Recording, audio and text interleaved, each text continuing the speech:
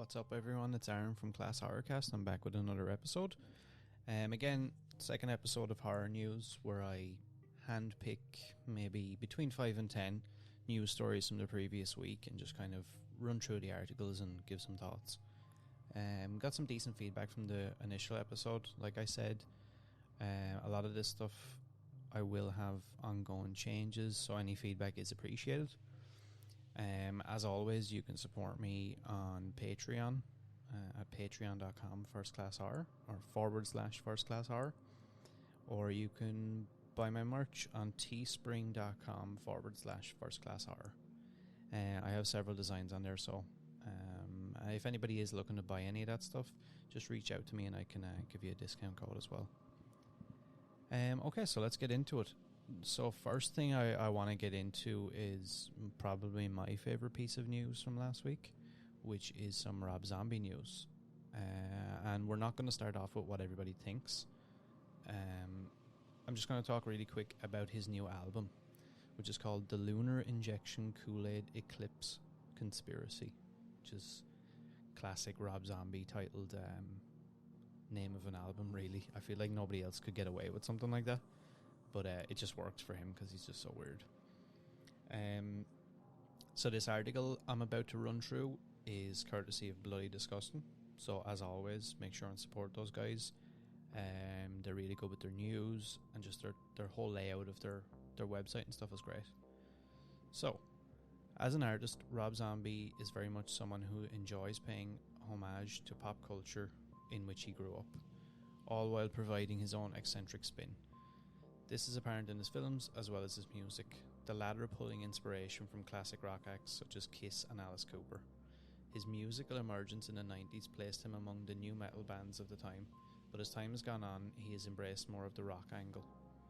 His meshing of music and theatrics have cemented him as one of the most exciting acts today. On his seventh studio album, The Lunar Injection Kool-Aid Eclipse Conspiracy, Zombie not only continues his tradition of extravagant presentation, but offers one of his strongest records to date. Following up 5 years after his previous record, the Electric Warlock Acid Witch Satanic Orgy Celebration Dispenser, it's a crazy name, Lunar Injection incorporates a strong balance between metal adrenaline and rock and roll fun. The triumph of King Freak is a stellar example of this.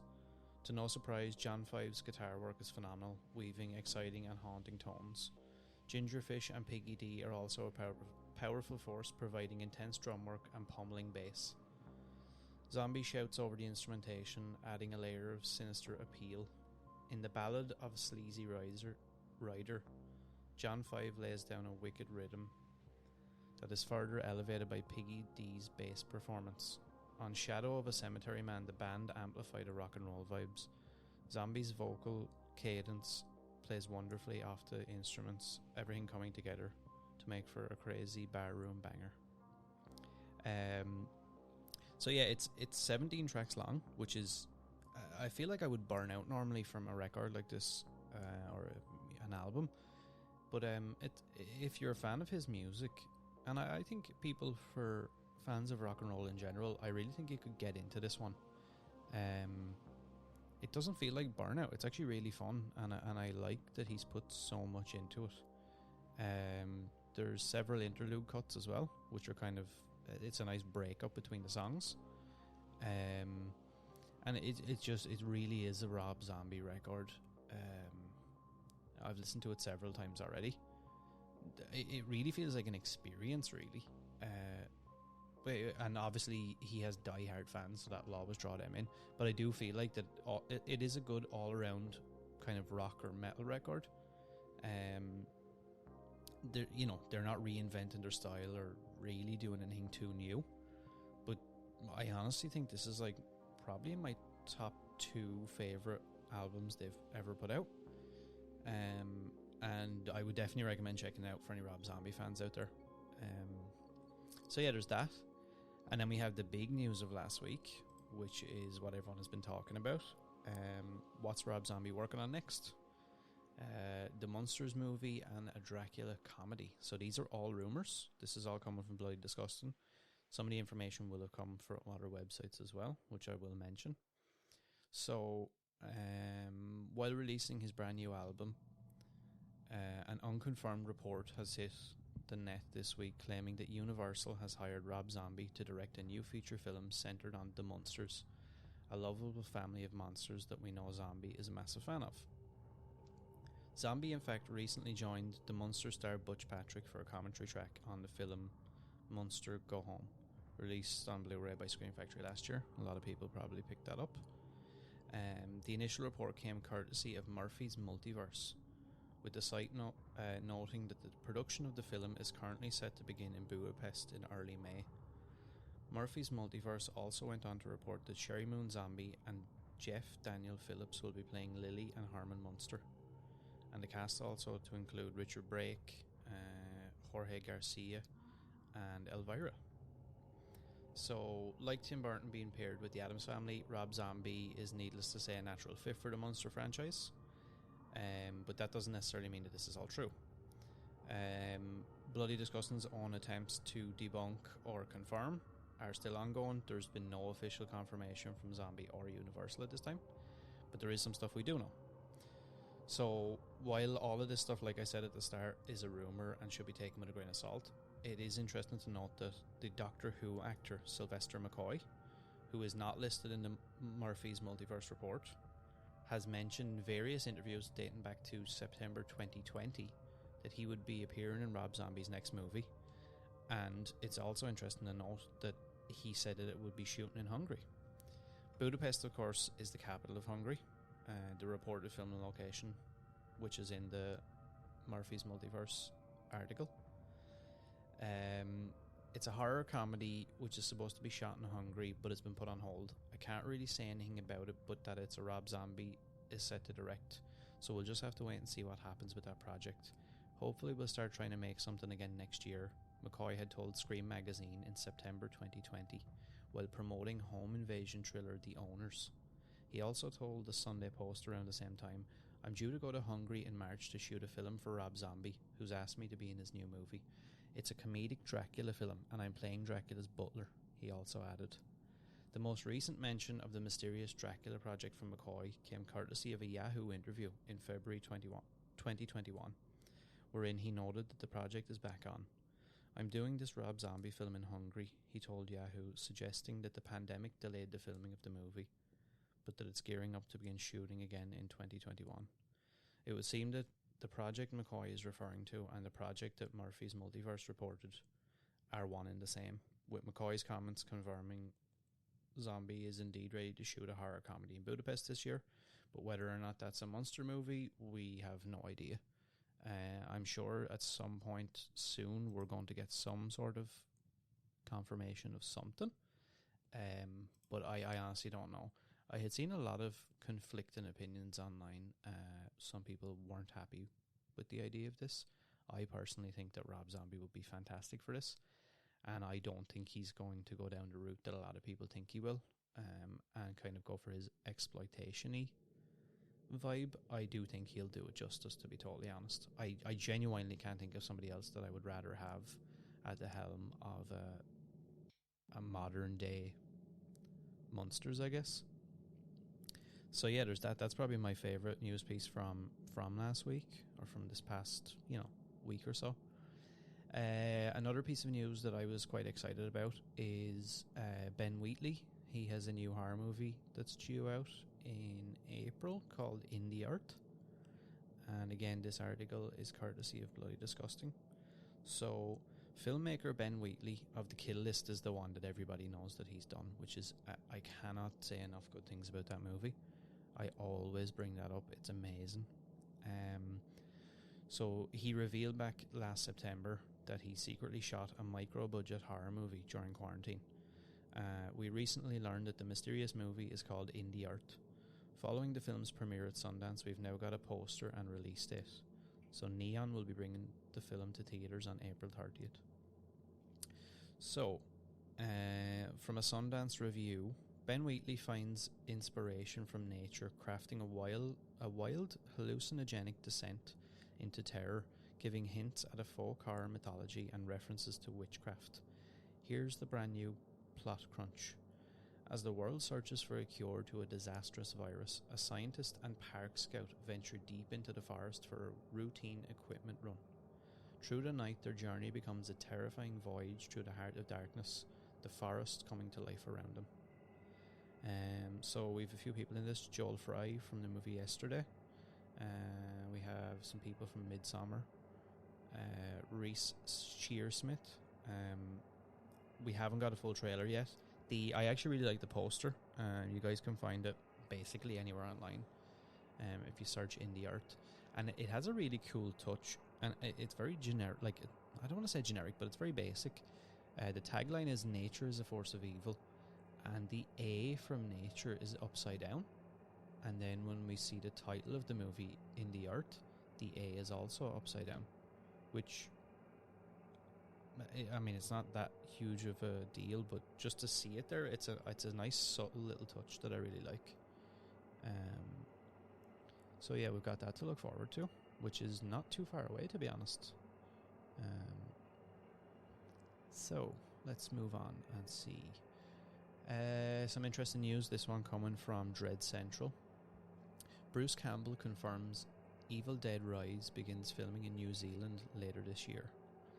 Evil Dead and Evil Dead 2 star Bruce Campbell is producing the Hole in the Ground director Lee Cronin's Evil Dead Rise. And this week Campbell revealed the new film will begin filming in New Zealand later this year. He told Knox News, planning to shoot the next Evil Dead movie in New Zealand later this year. It's set in a modern-day urban setting, not out of the woods. So the 2013 Evil Dead followed Mia, a drug addict determined to kick her habit, who she asks her brother and his friends to accompany her to their family's remote forest cabin to help her through her withdrawals. But when they find a mysterious book of the dead and read aloud from it, awakening an ancient demon, all hell breaks loose, and the entity possesses Mia. So Campbell revealed last year that the film will ditch Mia for a new female lead. He says, "We're going to have a heroine, a woman in charge, and she's going to try and save her family. We're honing in, circling the building now, trying to lock in a partner. We've a couple of bidders and we're just trying to find the correct suitor. Look, this is another Evil Dead movie, and the book gets around, a lot of people run into it, and it's another story. The main key with Evil Dead is they're just regular people who are battling what seems to be a very unstoppable evil. And so that's where the horror comes from. It's not someone who's killed. They're not fighting a soldier or a scientist. They're not fighting anybody more than your average neighbor. This one is going to be a similar thing." So again, I'm excited for this. Anything to do with Bruce Campbell, anything to do with Evil Dead, I'll always take it. I actually did quite enjoy the 2013 movie. So I think this will be fun. But we'll just have to wait and see. Probably another couple of months before we get more news on that one. Let's see, what have we got next? Not really going to go into too much detail on this. We heard some news about a new Predator movie, Predator 5, or Skulls apparently as it's known as, is gone into pre-production and is due to film this May. It's shooting in Calgary, Alberta, I think, somewhere around there. Not too much news. I don't think the director of Chronicle, I think, is directing this movie, and we haven't really had anything else yet. It's slated to begin filming the last day in May, and it won't wrap up until August, which I feel like is quite a long shoot, to be honest, especially during a pandemic and stuff. But look, we'll just have to wait and see. I love Predator, and the last one was probably my favourite one from the last few, to be honest. Some of the elements I didn't really like, but it was quite strong. The scene in the lab and stuff, I always really liked that idea. Not so sure on some of the other stuff in the movie, but yeah, we'll just have to wait and see what happens with that. And finally, the last thing I was going to talk about is, there's not really much news about it, but I'm a huge fan of found footage movies, and we got a trailer this week for a movie called Dwellers, which is a found footage movie produced by Megadeth bassist David Ellefson, I think is the name. So here's what we know from Dread Central.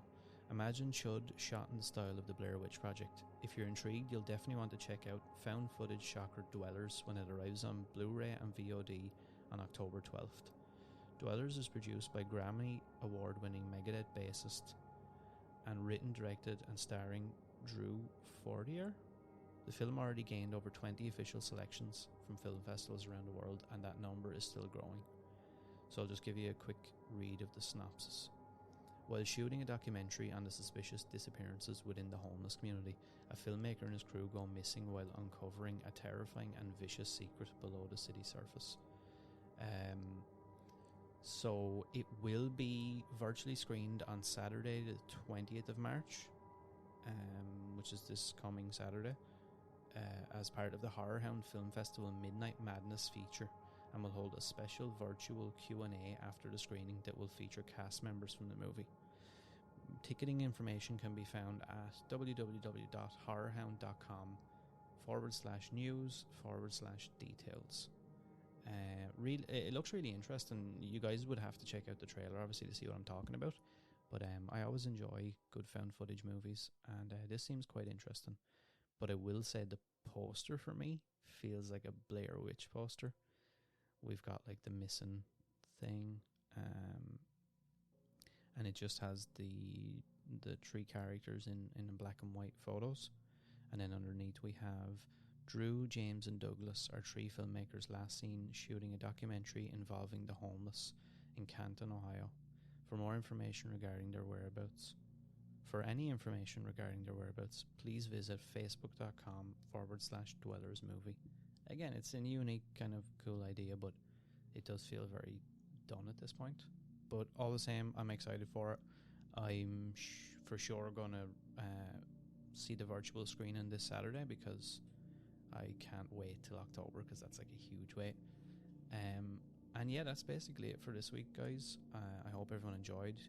You will have to bear with me again. I'm trying to figure out this, back in music and things like that. I'm having issues with that cutting out, being too loud, etc.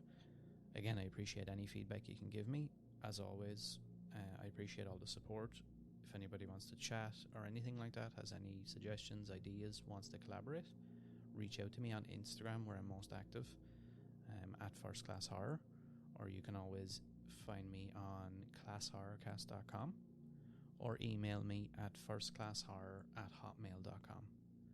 And I hope you guys enjoy. Have a great week, and we'll see you next week for more news.